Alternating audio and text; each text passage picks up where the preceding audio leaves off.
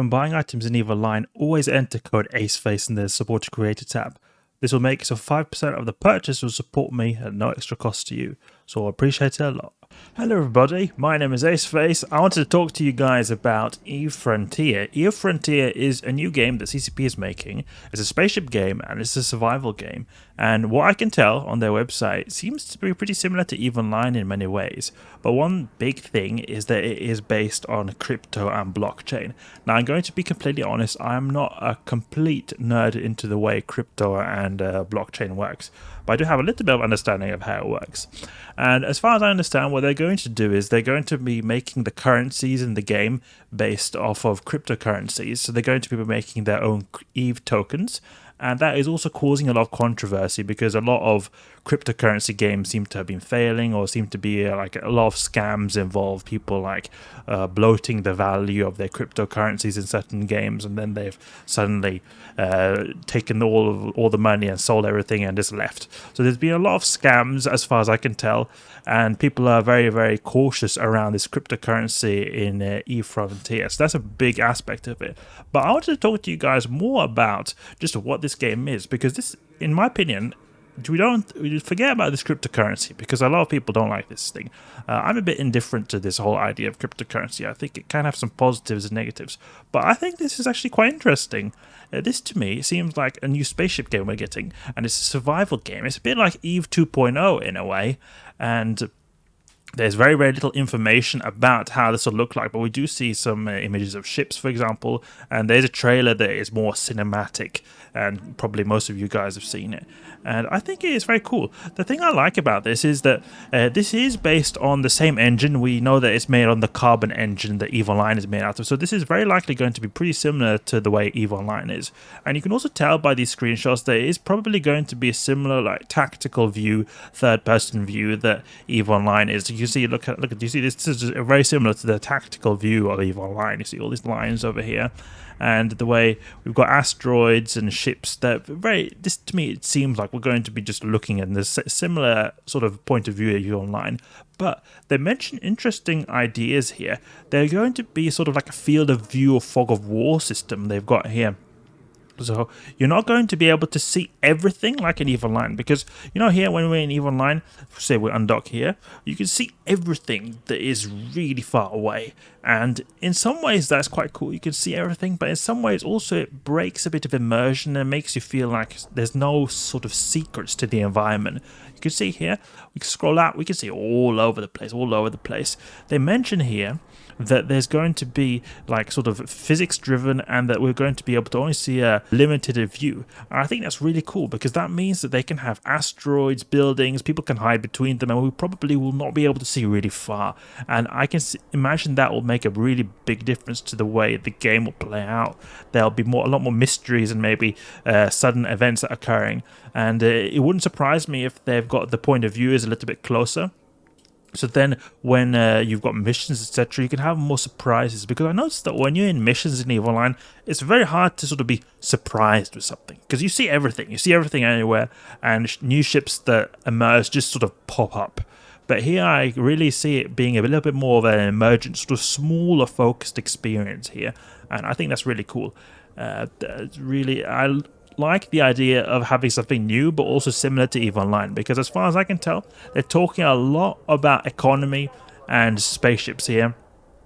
I'm very certain this is going to be pretty similar to the way like a spaceship game that EVE Online is going to be playing out as, but it's going to be a bit more smaller scale, and I like that. It's something new, because it's about time we get something new, in my opinion. It's been 20 years since EVE Online was released, and I think it's really cool that we're going to be able to get a new type of spaceship MMO, because it's not something we've seen really for a long time. I know that there have been some space MMOs that have been released, but they've never really been too successful. One that I played was one called Ace Online. It was a bit of like a fighter kind of game, but it was not at all particularly popular. Nothing has really been able to sort of compete with the level of immersion and depth that EVE has. But to me, this is going to be really cool, and I look very much forward to this.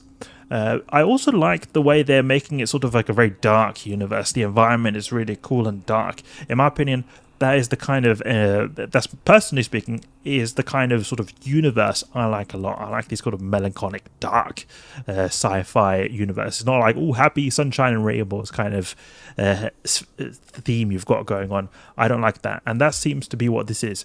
A lot. The lore behind this game is that you're sort of in the frontier. The whole universe is called the frontier.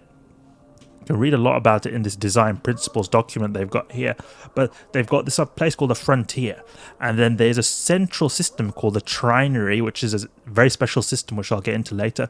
The frontier was inhabited by people before, but then they sort of all died out, and now we're here to sort of survive in this new, or not new, but like we're supposed to survive and based off the remnants of these old people. So you see a lot of images of Rex. See, the whole first image, scroll here, is Rex, and you can see some images here. A lot of them are like a lot of ancient ruins that are of the people of the past. So we're sort of going to be surviving in this fallen civilization or fallen area of space. So the whole area is called the frontier, and you've got this trinary system in the middle. And I really think that it is so cool, this trinary system. We can see it a lot more clear in the trailer. It's a really cool trailer in my opinion. You see a lot of cool scenery. Not a lot of gameplay though. In fact, no gameplay at all. Just sort of generally speaking how the ships will look like. So I would have liked to be able to see more how the gameplay will look like. But I can imagine that's what they're developing right now. But this is what the trinary system is. This is what we see in the end here. Oh, we don't have 4K. Okay, I would have liked to see 4K here. But this is the trinary system. You know why it's called the trinary system? It's because we've got 3 black holes. See here, 1 black hole, 2 black holes, and then there's a third one that is sort of hidden here. But it's supposed to be this one here that is behind it. It's warping space-time, so you can't really see it properly. But that's what black holes do. They warp space-time, and you can see that there's something going on here. But they're 3. They orbit each other, these black holes. I think that's so cool that we're seeing more simulations or space environments that are involving black holes and aspects of relativity, because I think that side of astrophysics and space is really cool. I just learned a little bit about it in high school, but after I watched the movie Interstellar, seeing black holes and wormholes there, I think it's really cool seeing them doing this kind of stuff in games as well. They've actually hired astrophysicists that have sort of simulated the systems to be more representative of real world science. Obviously, there's going to be a lot of science fiction, but to me, this just seems so cool. I love this environment. I like it a lot. I look forward to this a lot. So then we've got the whole thing with the cryptocurrency thing. The cryptocurrency thing, a lot of people don't like this. Me personally, I'm indifferent to this. I don't really care too much about it. It's supposed to be that we've got like an in-game currency called ISK in EVE Online. In EVE Frontier, there's going to be something called Lux. And that is going to be the same as like ISK. But then there's also going to be something called sort of EVE Token. Some type of EVE Token. I don't know if that is going to be the official name or it's just some sort of EVE Token. And this is going to be the cryptocurrency. I can imagine this will work similar to Plex. But as far as I can tell, the game will be free. I've not heard anywhere about subscription, but that is going to be like the premium currency, at least the EVE token. So I can imagine it sort of is similar to the Plex.